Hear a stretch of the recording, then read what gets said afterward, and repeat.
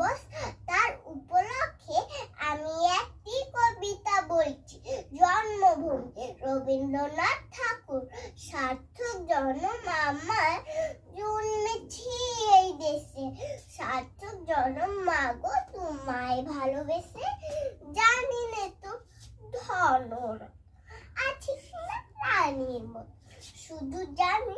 আমার অঙ্গ জোড়া তোমার ছায়া এসে, কোন বনেতে জানি নে ফুল গন্ধে এমন করে কোন গগনে উঠে রে চাঁদ এমন হাসি হেসে, আখি মেলে